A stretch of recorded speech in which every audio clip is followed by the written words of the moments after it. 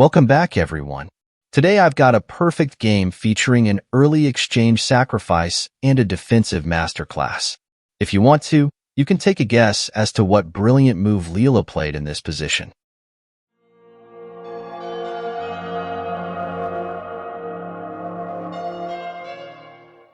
Stockfish has white, and the game begins with e4 and c5, the Sicilian defense. Knight f3, d6, d4, c takes d4, knight takes d4, knight f6, knight c3, and now black plays a6, choosing to play the Najdorf Sicilian. Here white has many options and chooses the move bishop c4, entering the Fischer-Sozin variation of the Sicilian. Fischer was the one who popularized this line, and it can be deadly if black doesn't know what they're doing. e6 from black. It's important that in this line, black plays e6 instead of e5 in order to block out the light square bishop. Bishop b3 from white, preemptively getting out of b5. b5 from black, taking space, opening up for the light square bishop and keeping a potential b4 on the cards to kick out the white knight. Here the main line is castles, but white decides to go for f4. White gains kingside space and increases the attacking potential, but also concedes many weaknesses around the king. b4 from Leela, attacking the white knight and removing the defender from the e4 pawn. White is okay giving up the e4 pawn as he will get a lead in development and activity in exchange. Knight a4, knight takes e4 and then castles. White secures the king, brings the rook into the game, and prepares to open up the position whilst the black king is still stuck in the center. The game will now enter a very tactical and dynamic battle. g6 from black. This move is a very natural way to prevent f5, but Stockfish plays f5 anyways, and after g takes f5, you can pause to try and guess what Stockfish played in this position. Here, Stockfish sacrificed the knight with the lovely knight takes f5. The idea being that if you take, there is queen d5 forking mate and the rook, and after rook a7, there is queen d4 forking both rooks. This is why Leela doesn't take the knight and instead moves the rook to g8, now threatening to take the knight. This was the last book move, and the engines are now on their own. You can now once again try to guess Stockfish's next move. Here Stockfish played the brilliant bishop d5, attacking the a8 rook and the e4 knight. Black cannot take the bishop due to queen takes d5 recapturing and forking the rook and knight. Leela plays rook a7 and Stockfish takes the e4 knight. He takes f5 and bishop f3.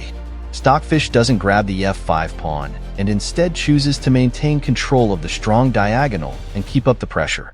Bishop e6, forming a somewhat strong defense in front of the black king.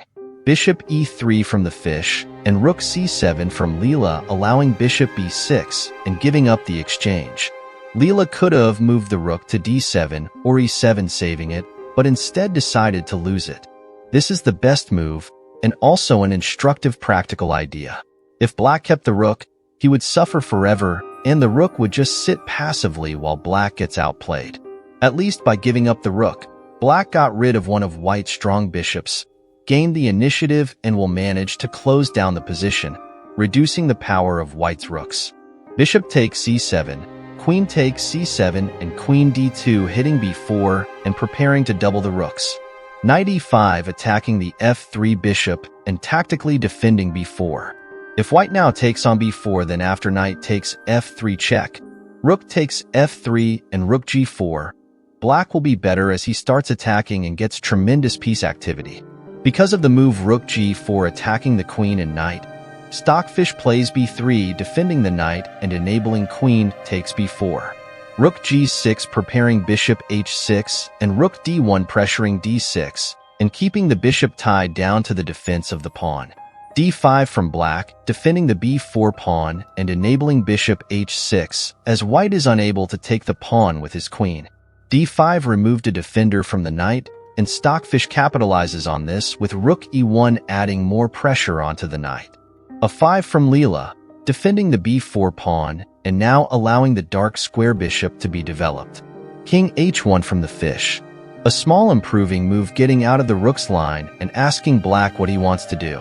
Bishop e7 from black. In these types of positions where you are rock solid and can't do much, It's sometimes best to just sit and wait. Black can't immediately do much, and he is also down the exchange. It's better to sometimes wait for the other side to take some risk and then launch a counterattack. Queen f4 attacking the knight. Bishop d6 and queen d4 attacking d5 with the bishop and queen. For this reason, black gets rid of the bishop with knight takes f3. Rook takes f3, queen takes c2 hitting g2, and rook f2 defending. Queen c7. Rook takes f5 taking advantage of the pin and attacking d5. King f8 getting out of the pin, attacking the rook and defending d5. Rook f1 and king g8 defending against queen h8 check. Rook c1 hitting the queen and taking control of the open file. Queen e7 and knight c5 finally getting the knight into the game. Queen g5 threatening mate and queen g2 defending. Black is using the power of the bishop pair and his attacking forces to compensate for the exchange. Black is defending dynamically by creating threats and not letting white exploit the material advantage. Rook h6 threatening h2 and h3 defending. Queen e5 threatening h2 mate, and so queen g1 defending. Bishop f5 not allowing white to trade it off and preparing to put it on e4 where it is supported by the d-pawn. Rook e1, queen g3, rook e3 and queen g5. Rook f1 from Stockfish. It looks like the c5 knight is hanging, but it cannot be taken due to rook e8 check when white will recapture with the queen. This is why black plays rook g6 attacking g2, so if white ever recaptures on c5 with the queen, then queen takes g2 will be mate. Rook e8 check, king g7 and rook e2, defending g2 and allowing the queen to defend c5. Bishop takes c5, queen takes c5 and bishop e4. Leela creates this strong bind in the center. This bishop is practically as strong as a rook. Because it's anchored with the pawn, it forms an unbreakable bind and will apply pressure forever. This formation also keeps black's pieces defended and closes down the files for the white rooks. Queen d4 check, king g8, and rook f2 further defending g2. Queen g3 and queen a7 threatening f7. Queen takes h3 check taking advantage of the pin and then f6. Queen b8 check, king f7, queen b7, king g8, queen b8, king f7, queen c7 and the black king runs to e8. Queen c6 check and queen d7. Trading queens is better for black due to the strong bishop, the immensely more active pieces, and the 2 extra pawns. Queen c5, king f7 and queen takes a5. Stockfish grabs a pawn. Queen d6 defending b4 and preparing rook h6 to infiltrate of the h-file. Rook e3, rook g4, rook h3 and queen e5, looking to use the dark squares to try and get perpetual. Queen a7 check, king g8, queen a8 check, king g7, queen b7 check, king h8, queen takes b4 and queen a1 check. King h2, queen e5 check, king g1, queen a1, king h2, queen e5 and now g3 preventing the perpetual. King g7, queen b7 check, king h8, queen a6, and now this is the position from the start of the video. You can now pause and think if you haven't already about what black played in this position. In this position, black played the brilliant rook takes g3 sacrificing the rook. After rook takes g3, we can see the power of the light square bishop and black. Down 6 points of material uses the queen and bishop to make a draw. Queen h5 check, rook h3, queen e5, rook g3 and the bot's repeated moves and made a draw. This was a lovely defensive game showcasing how to defend aggressively, use the bishop pair, and play down an exchange. If you enjoyed this video, then please hit the like button and subscribe so you don't miss out. I hope you learned something from this video and keep improving your chess.